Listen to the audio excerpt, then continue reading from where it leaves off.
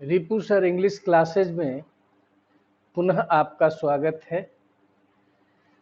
आज जो ग्रामर का मैं चैप्टर लेकर के आया हूं वह है नॉन फाइनाइट वर्ब। इस नॉन फाइनाइट वर्ब में हमें 3 चैप्टर पढ़ना है, इन्फिनेटिव, जीरेंड और पार्टिसिपल। आप सबसे पहले इस चैप्टर को जब पढ़ेंगे, यदि आपको पसंद होगी तो कृपया इसे आप लाइक कर करके सब्सक्राइब कीजिएगा और शेयर कीजिएगा। मैं अपने तरफ से कोई भी कसर नहीं छोड़ूंगा ताकि कंपटीशन के स्टूडेंट को जो पैसा बहुत अधिक खर्च होता है अंग्रेजी में, मैं प्रयास करूंगा कि आपका खर्च बिल्कुल बहुत जितना कम से कम हो। इसलिए कृपया लाइक करके सब्सक्राइब कीजिएगा और शेयर कीजिएगा। चलते हैं अब।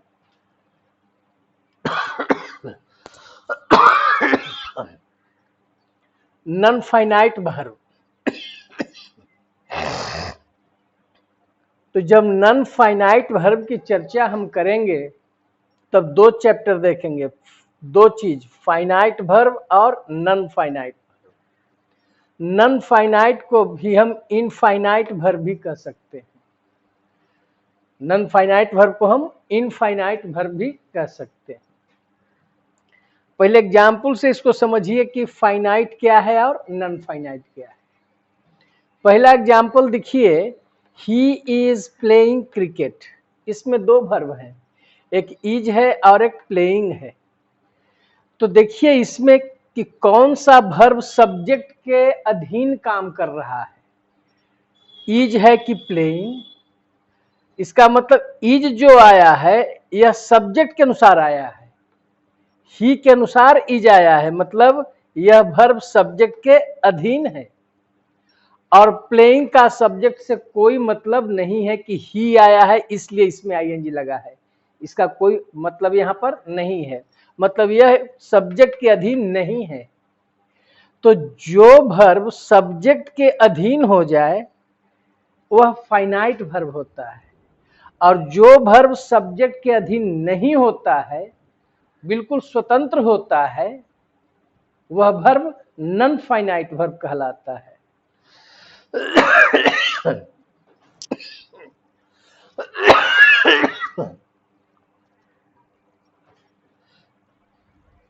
दूसरा वाक्य देखिए, ही वांट्स टू लर्न। इसमें जोड़ सकते हैं, he wants to learn English.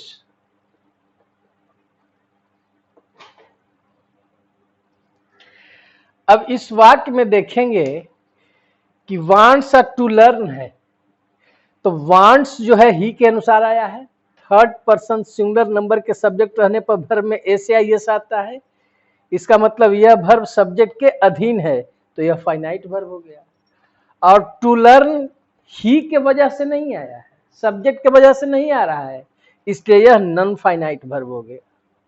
तो पहला नॉन फाइनाइट वर्ब देखे प्लेइंग, मतलब V4, और दूसरा नॉन फाइनाइट देखे 2 + V1, नॉन फाइनाइट। तीसरा देखिए, ही हैज हेल्प्ड अस। तो हैज किसके वजह से आया, ही के चलते। यदि आई रहता तो हैव हो जाता, मतलब यह वर्ब जो है सब्जेक्ट के अधीन में है, तो यह फाइनाइट वर्ब हो गया। और हेल्प्ड ही के वजह से नहीं आया है, इसलिए यह बिल्कुल स्वतंत्र है, सब्जेक्ट के अधीन नहीं है, इसलिए यह नॉन फाइनाइट आया।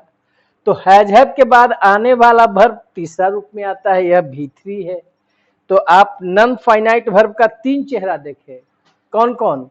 पहला देखे V4 प्लेइंग है, दूसरा टू लर्न 2 + V1 देखे, इसी 2 + V1 को इन्फिनेटिव भी कहा जाता है। और तीसरा देखे V3 को कहा जाता है पास्ट पार्टिसिपल, वर्ब के तीसरा रूप का नाम है पास्ट पार्टिसिपल। तो यह सब किसके चेहरे थे, नॉन फाइनाइट वर्ब के।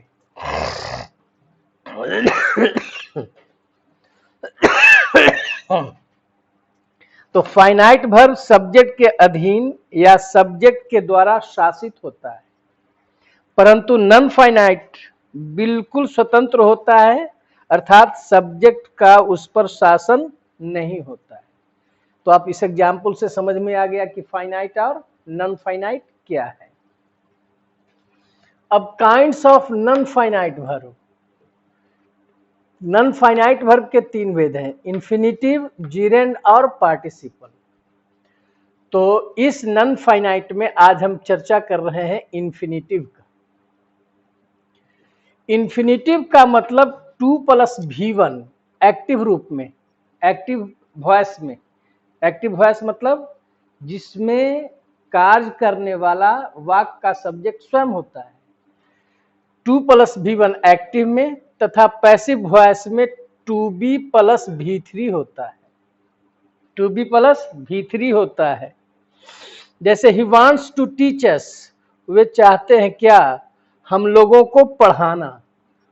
एक्टिव में पढ़ाना मतलब स्वयं पढ़ाना चाहते हैं। और he wants to be taught, इसका मतलब क्या हुआ कि वे क्या चाहते हैं, पढ़ाया जाना। पैसिव रूप में आ गया, पढ़ाया जाना मतलब किसी के द्वारा। उसी तरह से आप कह सकते हैं टू हेल्प। टू हेल्प मतलब मदद करना, मतलब स्वयं, सब्जेक्ट स्वयं मदद करना चाहता है। टू हेल्प मतलब मदद करना। टू बी हेल्प्ड मदद किया जाना किसी के द्वारा। टू इनवाइट आमंत्रण देना मतलब स्वयं। और टू बी इनवाइटेड आमंत्रित किया जाना किसी के द्वारा। तो आप यहाँ पर अर्थ भी देख रहे हैं कि एक्टिव में इन्फिनिटिव का क्या अर्थ हो रहा है और पैसिव में क्या अर्थ हो रहा है। कोई काम करना 2+V1, कोई काम किया जाना किसी के द्वारा तो 2B+V3। अब एग्जाम्पल और लीजिए, आई वॉन्ट टू हेल्प, मैं मदद करना चाहता हूं मतलब स्वयं। I want to be helped, मैं मदद किया जाना चाहता हूं मतलब मैं अब चाहता हूं कि किसी के द्वारा मैं मदद किया जाऊं। तो हम समझते हैं कि आपको 2+V1 और 2B+V3 के अर्थ में भी अंतर समझ में आया होगा। अब देखिए पहला पॉइंट लिखे हैं, इन्फिनिटिव वाक्य में नाउन, एडजेक्टिव तथा एडवर्ब के रूप में काम करता है। तीन रूप में जो है सो इन्फिनिटिव काम करता है। कौन कौन रूप में, नाउन के रूप में, एडजेक्टिव के रूप में और एडवर्ब के रूप में। तो अब हम देखेंगे सबसे पहला कि इन्फिनिटिव नाउन के रूप में जब प्रयुक्त होता है। अब नाउन के रूप में चल रहे हैं, नाउन के रूप में जब इन्फिनिटिव प्रयुक्त होता है तब यह वाक्य में निम्नलिखित ढंग से काम करता है। नाउन के रूप में इसके निम्नलिखित कार्य हैं, फंक्शन है। पहला क्या है, वाक्य में सब्जेक्ट के रूप में, वाक्य में यह सब्जेक्ट के रूप में काम करेगा। जैसे to walk is a good exercise. अब देखिए टू वॉक सब्जेक्ट है, इसके अनुसार इज आया, तो to walk is a good exercise, टहलना एक अच्छा व्यायाम है। अब दूसरा देखिए, to walk and to swim. अब एंड से जुट कर करके दो इन्फिनिटिव आ गए, तो आपको सिंटेक्स में पढ़ाए हैं। तो दो इन्फिनिटिव आ गया तो देखिए वर्ब क्या हो गया, प्लुरल हो गया, आर आ गया। अगर एक था तब तो वर्ब सिंगुलर था, और डबल होकर के एंड से जुट करके दो इन्फिनिटिव आया तो वर्ब भी प्लुरल हो गया। तो to walk and to swim are good for health. किस रूप में काम किया, सब्जेक्ट के रूप में, वर्ब का सब्जेक्ट बन करके। इसमें इज वर्ब का सब्जेक्ट है, इसमें आर वर्ब का ही सब्जेक्ट बन करके आया। दूसरा इसका फंक्शन देखिए, वाक्य में ट्रांजिटिव वर्ब का ऑब्जेक्ट बन करके। पहला चीज जानिए कि ट्रांजिटिव वर्ब क्या है। ट्रांजिटिव वर्ब उस वर्ब को कहते हैं जिसका अपना ऑब्जेक्ट हो, जिसका अपना ऑब्जेक्ट हो। तो ऑब्जेक्ट कैसे पता लगता है से देखिए, ही टीचेज राम इंग्लिश, ही टीचेज राम इंग्लिश, तो टीचेज वर्ब है और राम और इंग्लिश इसका ऑब्जेक्ट हो गया। तो प्रश्न पूछेंगे कि सर हमको समझ में नहीं आया कि ऑब्जेक्ट कैसे हुआ। तो देखिए ट्रांजिटिव वर्ब को पकड़ने का सबसे अच्छा तरीका है, जो मान ली टीचर जो वर्ब है उसे क्या लगा करके वर्ब से प्रश्न कीजिए। तो क्या पढ़ाते हैं, तो इंग्लिश पर उत्तर गिरा। किसे पढ़ाते हैं, तो राम पर उत्तर गिरा। वर्ब से दो चीज लगाकर प्रश्न कीजिएगा, क्या और किसे। तो वह राम को अंग्रेजी पढ़ाते हैं, क्या पढ़ाते हैं, वर्ब से प्रश्न करना है, क्या या किसे लगा करके वर्ब से प्रश्न कीजिए। क्या पढ़ाते हैं, इंग्लिश, तो इंग्लिश पर उत्तर गिरा तो ऑब्जेक्ट हो गया। किसे पढ़ाते हैं, राम को, तो इसका मतलब दोनों ऑब्जेक्ट हो गया। इसलिए टीचेज वर्ब जो है सो ट्रांजिटिव वर्ब है। अब उस चीज को यहां पर समझना है। He wants to play cricket, वह क्रिकेट खेलना चाहता है, तो वर्ब आपका वांट्स है। प्रश्न कीजिए क्या चाहता है, वह क्या चाहता है, खेलना पर उत्तर गिरा, तो इसका मतलब ही ऑब्जेक्ट हो गया। और जिस वर्ब का अपना ऑब्जेक्ट हो जाए वह ट्रांजिटिव वर्ब हो जाता है। तो यहां पर देखिए वाक्य में ट्रांजिटिव वर्ब का क्या बन के आया, ऑब्जेक्ट। तो ट्रांजिटिव वर्ब किसको कहते हैं, जिसका अपना ऑब्जेक्ट हो। अब पता कैसे लगाएंगे, वर्ब से क्या ला के प्रश्न कीजिए या किसे ला करके प्रश्न कीजिए। वाक्य में प्रीपोजिशन का ऑब्जेक्ट बनकर, अब प्रीपोजिशन का ऑब्जेक्ट बनकर के भी इंफिनिटिव आता है। जैसे the train is about to come, train आने ही वाली है। तो देखिए टू कम आपका जो है सो इंफिनिटिव है, 2+V1 है। इसके पहले क्या आया, प्रीपोजिशन अबाउट है। तो देखिए यहां पर इंफिनिटिव के पहले अबाउट प्रीपोजिशन आया, इसका मतलब यह इंफिनिटिव ऑब्जेक्ट बन के आया किसका, प्रीपोजिशन अबाउट का। इसका मतलब कि इस वाक्य में टू कम जो है ऑब्जेक्ट बन के आया है प्रीपोजिशन अबाउट का। यह तीसरा फंक्शन हुआ सी में। और अंतिम फंक्शन है इंफिनिटिव का, वाक्य में कंप्लीमेंट के रूप में आता है। कंप्लीमेंट का मतलब जो शब्द वाक्य में आकर के वाक्य के अर्थ को पूरा करे। जैसे वाक्य में कंप्लीमेंट के रूप में लिंकिंग वर्ब के अर्थ को पूरा करता है। लिंकिंग वर्ब किसको कहते हैं, जिस वर्ब का अर्थ अधूरा हो, उसको लिंक की जरूरत है। जैसे आई हैव, तो वाक्य का अर्थ पूरा नहीं हुआ।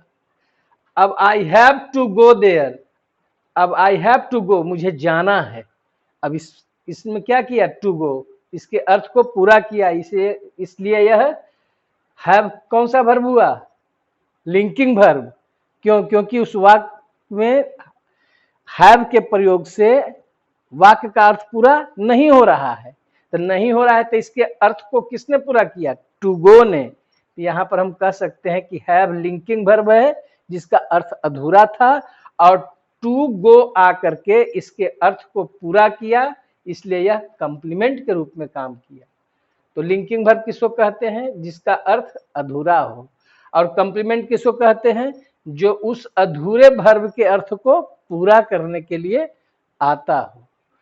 तो आपने देखा यह जो है नॉन फाइनाइट वर्ब में जो इंफिनिटिव चले हैं मेन रूप से, इसका पार्ट 1 था। पार्ट 1 की हमने चर्चा की। अब हम आगे देखेंगे, ये तो नाउन के रूप में सिर्फ आया कि इंफिनिटिव जब नाउन के रूप में आता है तो उसका कौन कौन सा फंक्शन है। तो इसका 4 गो फंक्शन है। पहला क्या था, वाक्य में सब्जेक्ट के रूप में। दूसरा, वाक्य में ट्रांजिटिव वर्ब का ऑब्जेक्ट बनकर। और तीसरा था वाक्य में प्रीपोजिशन का ऑब्जेक्ट बनकर। और चौथा था वाक्य में लिंकिंग वर्ब जो आता है उसके अर्थ को पूरा करने के लिए कंप्लीमेंट के रूप में। तो कोई यदि आपसे पूछे कि कंप्लीमेंट किसको कहते हैं, तो कंप्लीमेंट कहते हैं जो लिंकिंग वर्ब, लिंकिंग वर्ब का मतलब जिसका अर्थ अधूरा हो, जो लिंकिंग वर्ब के अर्थ को पूरा करने के लिए आता है उसको हम कंप्लीमेंट कहते हैं।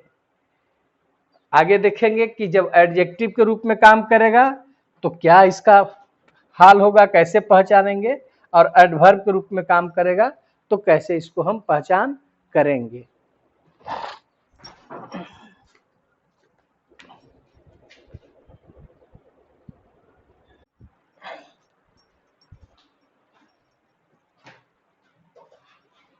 तो हम चर्चा कर रहे थे इन्फिनिटिव के लिए कि इन्फिनिटिव वाक्य में 3 तरह से काम करते हैं।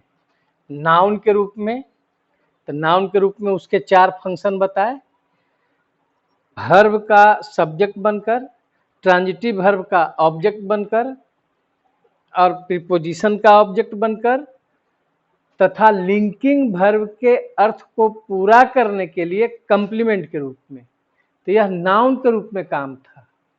अब देखेंगे कि नाउन एडजेक्टिव के रूप में काम करता है तो क्या होता है। जब इन्फिनिटिव वाक्य में एडजेक्टिव के रूप में कार्य करता है तो वह किसी नाउन को क्वालिफाई करेगा। नाउन की विशेषता कौन बताता है? एडजेक्टिव। तो जब एडजेक्टिव के रूप में इन्फिनिटिव आएगा तो किसी नाउन की विशेषता बताएगा, तो वह किसी नाउन को क्वालिफाई करेगा। क्वालिफाई करना मतलब विशेषता बताना। वह नाउन इन्फिनिटिव के पहले आता है। जो नाउन आएगा वो इन्फिनिटिव के पहले आएगा। जैसे he has a car to sell, देखिए कार नाउन पहले आ गया, तब उसके बाद इन्फिनिटिव आया एडजेक्टिव के रूप में। तो एडजेक्टिव के रूप में क्या किया? किसी नाउन की विशेषता बताया, क्वालिफाई किया, और वह नाउन इन्फिनिटिव के पहले आएगा। तो उसके पास एक कार है बेचने के लिए। ये भी याद रखिएगा कि नाउन के बाद जब इन्फिनिटिव आता है तो उसका अर्थ हो जाता है कोई काम करने के लिए। She gave me a book, उसने मुझे एक किताब दिया, टू रीड, पढ़ने के लिए। तो इसका हिंदी भी याद रखिएगा। इसे टू सेल का मतलब क्या हो गया? बेचने के लिए। बेचने के लिए। नाउन के बाद जब भी इन्फिनिटिव आए तो उसका हिंदी हो जाता है कोई काम करने के लिए। तो यहाँ क्या इसका मतलब हो गया? पढ़ने के लिए।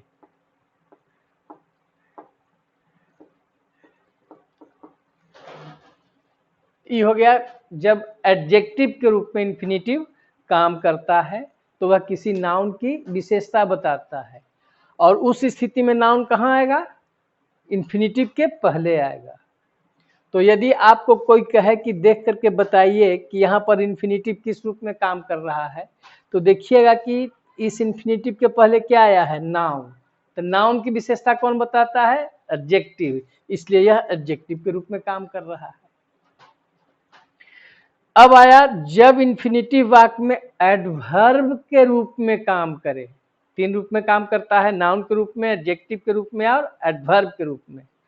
तो जब एडवर्ब के रूप में कार्य करता है तो यह वाक्य में निम्नलिखित ढंग से प्रयुक्त होते हैं। निम्नलिखित ढंग से यह प्रयुक्त होते हैं, आते हैं। पहला क्या है?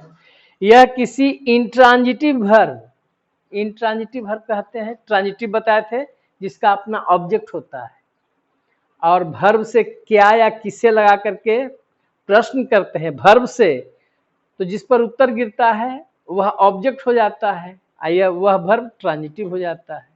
लेकिन इंट्रांजिटिव वर्ब किसको कहते हैं? जिसका कोई ऑब्जेक्ट नहीं हो। तब क्या है? जब किसी इंट्रांजिटिव वर्ब, यह किसी इंट्रांजिटिव वर्ब, इंट्रांजिटिव वर्ब मतलब जिसका ऑब्जेक्ट नहीं होता है, तो इंट्रांजिटिव वर्ब को क्वालिफाई करने के लिए इंट्रांजिटिव वर्ब को क्वालिफाई करेगा।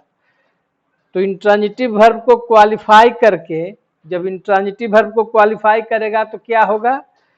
कार्य करने का उद्देश्य, पर्पस, उद्देश्य का अंग्रेजी पर्पस, पर्पस बताता है। अब इसे देखिए, ही वाज रनिंग, वह दौड़ रहा था, तो दौड़ना इंट्रांजिटिव वर्ब है। तो वह दौड़ रहा था, तो देखिए इससे पूछिए कि दौड़ने का उद्देश्य बताना है कि वह दौड़ रहा था, उसका दौड़ने का उद्देश्य क्या था? To catch the train, train पकड़ना, ट्रेन पकड़ने के लिए वह दौड़ रहा था। तो ट्रेन पकड़ना क्या था? उसका उद्देश्य था। तो टू कैच क्या बता रहा है? उद्देश्य। इसके पहले कौन वर्ब आया है? Intransitive verb. इंट्रांजिटिव वर्ब किसको कहते हैं? जिसका ऑब्जेक्ट नहीं हो। तो जब उद्देश्य बताए तब यह किस रूप में काम कर रहा है? इन्फिनिटिव एडवर्ब के रूप में। तो जब इन्फिनिटिव एडवर्ब के रूप में काम करेगा तो उसके पहले कौन सा वर्ब होगा, ये ध्यान देखना है, इंट्रांजिटिव वर्ब होगा। और इंट्रांजिटिव वर्ब के बाद यह आकर के क्या बताएगा, इन्फिनिटिव। इंट्रांजिटिव वर्ब के बाद जब इन्फिनिटिव आएगा तो क्या बताएगा, किसी कार्य को करने का पर्पस, उद्देश्य बताता है, तब यह एडवर्ब के रूप में काम करता है। अगला है राम, इसी का एग्जाम्पल लिए है, राम कम्स हियर, राम यहाँ आता है, तो कम्स इंट्रांजिटिव वर्ब है, मतलब इसका कोई ऑब्जेक्ट नहीं होगा। किस लिए आता है, क्या उद्देश्य है, टू लर्न इंग्लिश, तो टू लर्न क्या है, उद्देश्य है इसका यहाँ आने का। तो उद्देश्य बताने के लिए जब इन्फिनिटिव का प्रयोग करते हैं तो यह किस रूप में काम करेगा, एडवर्ब के रूप में। और यहाँ पर कम्स कौन सा वर्ब हुआ, इंट्रांजिटिव वर्ब। इंट्रांजिटिव वर्ब किसको कहते हैं, जिसका कोई अपना ऑब्जेक्ट नहीं होता है। इन्फिनिटिव एडवर्ब के रूप में जब आएगा बी, ये तो बता दिए बी, इन्फिनिटिव एडवर्ब के रूप में पूरे वाक्य को भी क्वालिफाई कर सकता है। पूरे वाक्य को क्वालिफाई करने का मतलब कि अपना असर जो है पूरे वाक्य पर छोड़ता है, पूरा प्रभाव छोड़ता है। इन्फिनिटिव एडवर्ब के रूप में पूरे वाक्य को क्वालिफाई करता है। ऐसी स्थिति में वह वाक्य के शुरू में ही आ जाएगा। इन्फिनिटिव कहाँ जाएगा, वाक्य के शुरू में ही आ जाता है तथा अपना प्रभाव पूरे वाक्य पर डालता है। तो पूरे वाक्य को क्वालिफाई करने का मतलब पहले समझिए, पूरे वाक्य को क्वालिफाई करने का मतलब कि उसका प्रभाव पूरे वाक्य पर पड़ता है।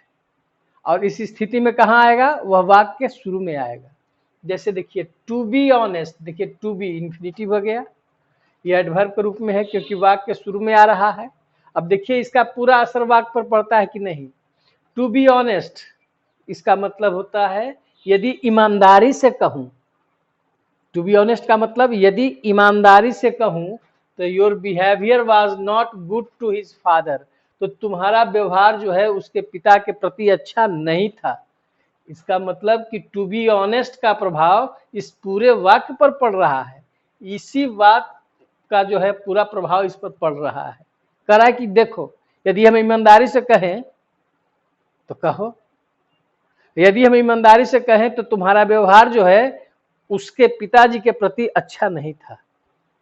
तो यह ईमानदारी से कहना बात हुआ, यह ईमानदारी से कहने का जो प्रभाव है वो पूरे वाक्य पर पड़ा। एक और एग्जाम्पल है टू टेल द ट्रूथ, यदि सच कहूं, कहो, यदि सच कहूं ही इज इनोसेंट, वह निर्दोष है। इसका मतलब कि टू टेल जो इन्फिनिटिव है यह एडवर्ब के रूप में काम कर रहा है क्योंकि यह वाक्य के शुरू में आकर के अपना प्रभाव पूरे वाक्य पर डाल रहा है। तो to tell the truth he is innocent, मतलब ही इज इनोसेंट पर पूरा प्रभाव इसका पड़ रहा है टू टेल द ट्रूथ का। तो जब एडवर्ब के रूप में इन्फिनिटिव काम करता है तो वह वाक्य के, जब इन्फिनिटिव एडवर्ब के रूप में काम करता है तो वह पूरे वाक्य को क्वालिफाई करता है। तो पूरे वाक्य को क्वालिफाई करने का मतलब दो बात याद रखिएगा, पूरे वाक्य को क्वालिफाई करेगा तो वह वाक्य के शुरू में इन्फिनिटिव आएगा और उसका प्रभाव जो है पूरे वाक्य पर पड़ेगा। ठीक है, अब इसका सी तीसरा देखिए, जब एडवर्ब के रूप में काम करता है तो क्या बताता है। जब इन्फिनिटिव वाक्य में एडवर्ब के रूप में काम करता है तो यह किसी एडजेक्टिव को क्वालिफाई करता है। इंट्रांजिटिव वर्ब को पहला में आपने देखा, इंट्रांजिटिव वर्ब को भी क्वालिफाई करने वाला शब्द जो है एडवर्ब होता है, पूरे वाक्य को क्वालिफाई करने वाला भी शब्द एडवर्ब होता है और एडजेक्टिव को भी क्वालिफाई करने वाला शब्द एडवर्ब ही होता है। तो यहाँ पर इन्फिनिटिव जो है तीनों रूप में काम कर रहा है। तब देखिए एडजेक्टिव को जब क्वालिफाई करेगा तब क्या होगा, वह एडजेक्टिव पहले आएगा, वह एडजेक्टिव जो है पहले आएगा, इन्फिनिटिव जो एडवर्ब के रूप में आएगा वो बाद में आएगा। जैसे दिस फिल्म इज नाइस, यह फिल्म बहुत अच्छी है, देखिए यहाँ पर एडजेक्टिव है नाइस। टू सी देखने में, दिस बॉक्स इज हैवी, यह बक्सा भारी है। टू लिफ्ट उठाने में, तब एक बात यहाँ जरूर ध्यान दीजिएगा, बताए थे कि नाउन के बाद जब इन्फिनिटिव आए तो उसका हिंदी हो जाता है कोई काम करने के लिए, लेकिन जब एडजेक्टिव के बाद इन्फिनिटिव आता है तो उसका हिंदी हो जाता है कोई काम करने में। दोनों में ध्यान रखिएगा, हिंदी में ये हो जाएगा देखने में।